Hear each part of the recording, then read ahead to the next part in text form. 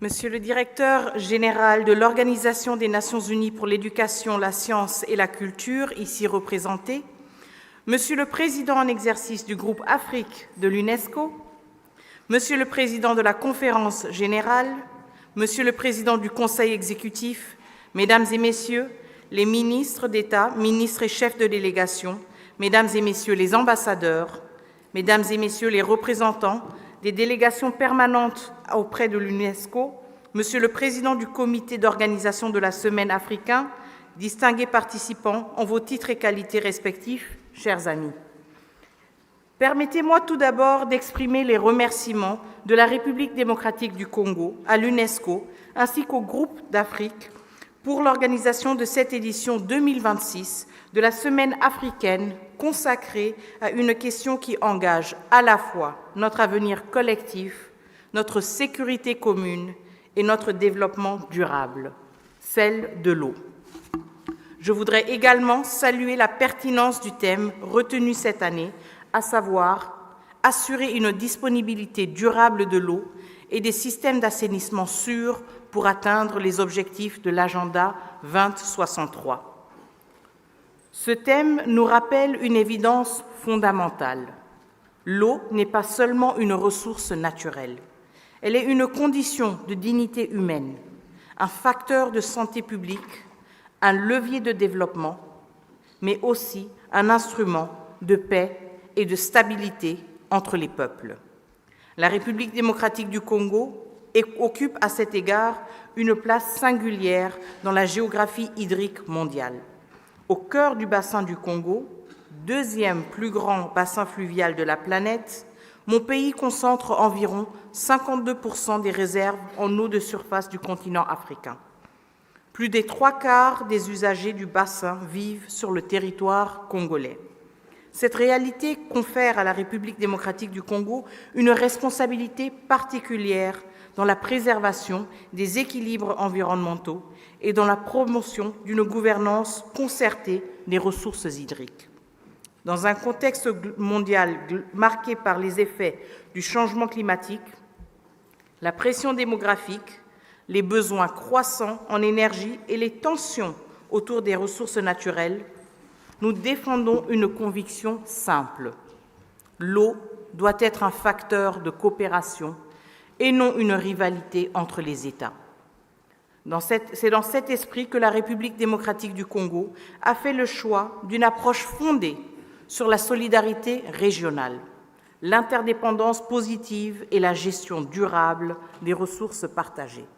Notre vision s'inscrit dans le cadre de la gestion intégrée des ressources en eau, consacrée par la loi relative à l'eau de 2015, qui reconnaît l'eau comme un bien public stratégique devant être géré de manière durable, inclusive et équitable.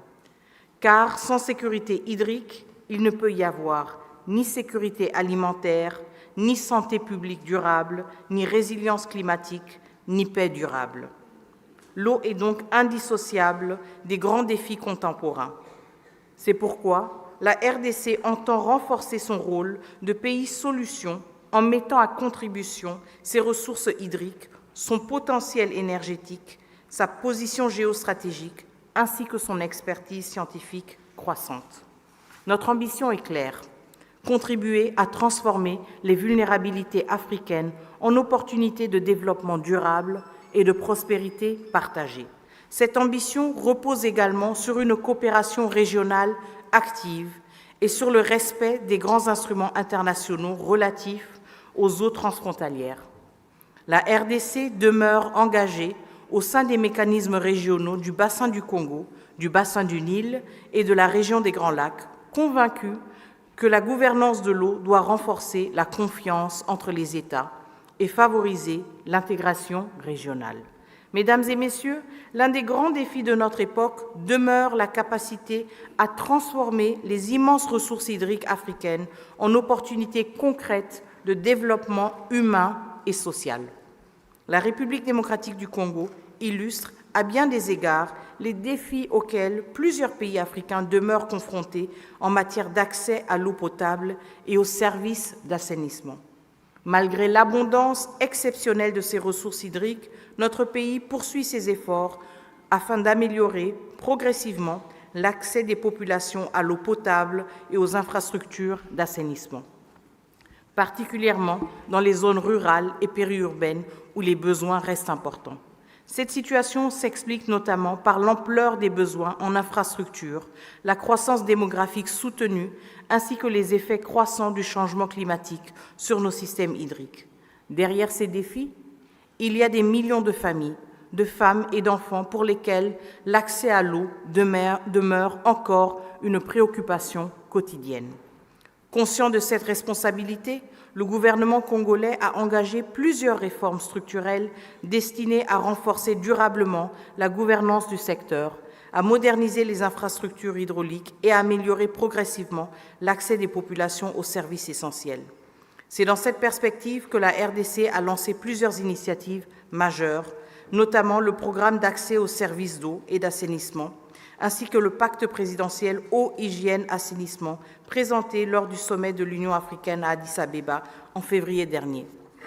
À travers ces initiatives, notre pays entend accélérer l'accès à l'eau potable, renforcer l'assainissement, améliorer la résilience climatique des communautés et promouvoir une gestion plus durable et inclusive des ressources hydriques.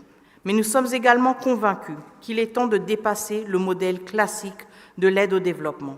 L'Afrique doit pouvoir bénéficier de mécanismes de financement plus justes, plus innovants et plus adaptés à ces réalités.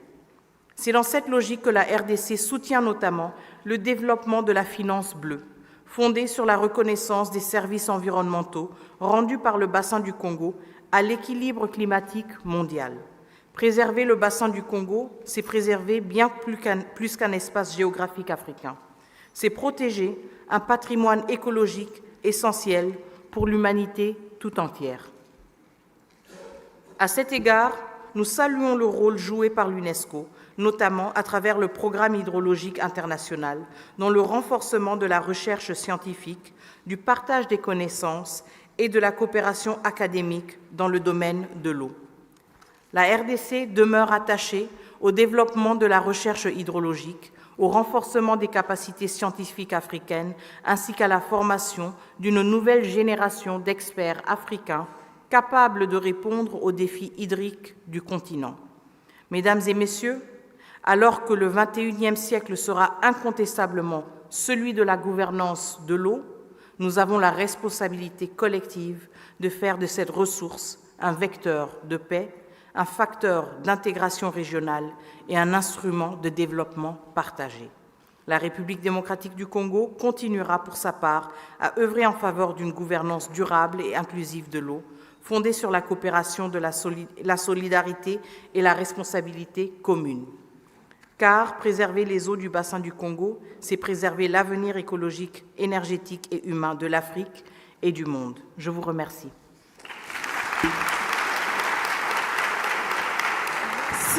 Merci, Madame la Ministre, pour cette allocution introductive. On peut la raccompagner avec de chaleureuses ovations, Mesdames et Messieurs.